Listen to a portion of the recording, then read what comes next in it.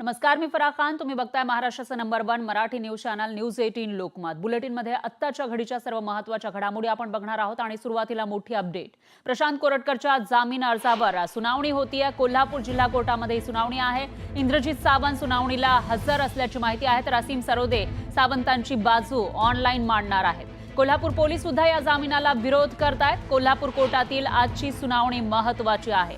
या प्रकरणी मुंबई उच्च न्यायालयात सुद्धा सुनावणी झालेली आहे, तर कोल्हापूर कोर्ट अंतरिम दिलासा निर्णयाविरोधात राज्य सरकारची याचिका होती आणि कोल्हापूर कोर्टानं कोरटकरला 11 मार्च म्हणजेच आजपर्यंत अंतरिम दिलासा दिला आहे. या विरोधामध्ये उच्च न्यायालयामध्ये सुनावणी झाली, तर या सुनावणीमध्ये कोल्हापूर कोर्टाच्या निरीक्षणावर हायकोर्टानं कडक ताशेरे ओढले. दरम्यान कोरटकरला ताब्यात घेऊनच चौकशी करण्यासाठी राज्य सरकार आग्रही आहे. कोल्हापूरचे पोलीस सुद्धा तशी मागणी करतायत, पण कोल्हापूरच्या न्यायालयानं दिलासा दिलेला होता कोरटकरला आणि त्याच प्रकरणामध्ये आता जी सुनावणी होणार आहे त्याच्यामध्ये नेमकं काय निर्णय येणार याकडे सगळ्यांचं लक्ष आहे. आणि याविषयी अधिक माहितीसाठी आपले प्रतिनिधी ज्ञानेश्वर साळुखे आपल्यासोबत जोडले गेले आहेत. ज्ञानेश्वर, काय सांगाल?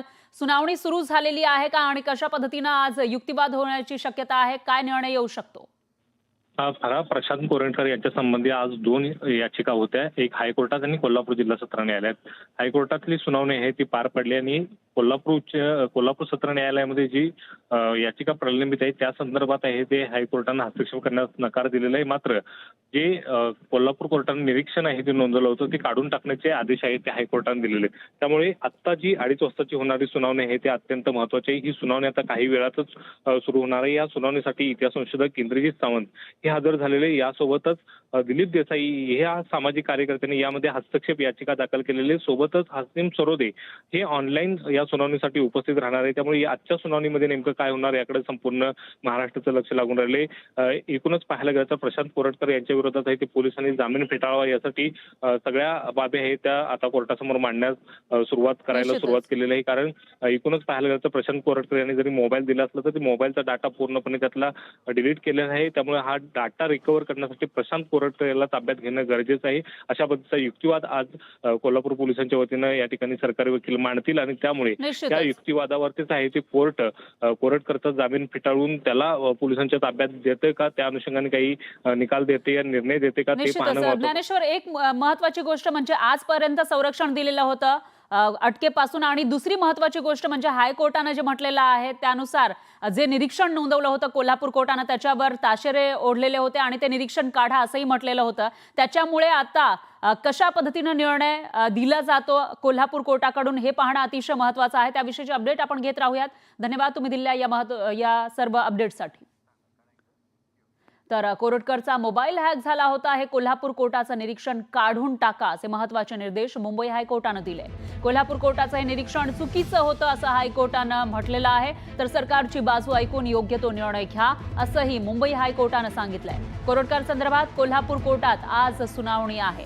कोरटकरनं धमकीमध्ये अनेक आक्षेपार्ह शब्द वापरले, त्याची भाषा तेढ निर्माण करणारी असल्याचं इंद्रजित सावंत यांचे वकील असीम सरोदेंनी म्हटलंय. तर कोरटकरनं मोबाईलमधील डेटा नष्ट केला, तो तपासात सहकार्य करत नाही असा दावाही सरोदेंनी केलाय. आरोपींनी ज्या अटींचं पालन केलेलं नाही त्याचं सुद्धा वाचन न्यायालयाने केलं. त्यांनी सांगितलं की त्याच्यावर 2 अटी महत्त्वाच्या घालण्यात आल्या होत्या की कोल्हापूरच्या पोलीस स्टेशनला हजर होणे, पण प्रशांत कोरटकर हा कोल्हापूरच्या पोलीस स्टेशनला हजर झाला नाही. त्याच्यावर दुसरी अट टाकण्यात आली होती की त्यांनी त्याचा मोबाईल त्वरित पोलीस स्टेशनला जमा केला पाहिजे, परंतु त्यांनी स्वतः न येता आपल्या पत्नीतर्फे तो मोबाईल पाठवला आणि मोबाईल पाठवला तेव्हा पूर्ण फॉर्मॅटिंग करून म्हणजे डेटा इरेज करून तो मोबाईल त्यांनी पोलिसांकडे जमा केला. याचा अर्थ पुरावा नष्ट करण्याचा प्रयत्न सुद्धा प्रशांत कोरटकर या आरोपींनी केलेला आहे. या सगळ्या गोष्टींची मांडणी आम्ही इंद्रजित सावंततर्फे कोल्हापूरच्या न्यायालयात आता करणार आहोत आणि त्याला जामीन मिळू नये असा प्रयत्न आम्ही करणार आहोत. कारण की कोणते गुन्हे त्याच्यावर लावलेले आहेत, त्याच्यामध्ये शिक्षा काय आहे एवढाच हा मुद्दा नाही आहे. तर त्यांनी जे वक्तव्य प्रशांत कोरटकरनी केलेलं आहे त्याची व्याप्ती आणि त्याचा परिणाम संपूर्ण महाराष्ट्राच्या जनतेवर जो होणार आहे. छत्रपती शिवाजी महाराज आणि छत्रपती संभाजी महाराज हेच खरं भावनिकदृष्ट्या महाराष्ट्राचे बॉस आहेत आणि त्यांच्या संदर्भात जे वक्तव्य त्यांनी केलेलं आहे जातीमध्ये तेढ निर्माण करणारं सुद्धा वक्तव्य केलेलं आहे. यामुळे त्याला जामीन मिळू नये अशीच मागणी आम्ही इंद्रजित सावंत यांच्यातर्फे करणार आहोत.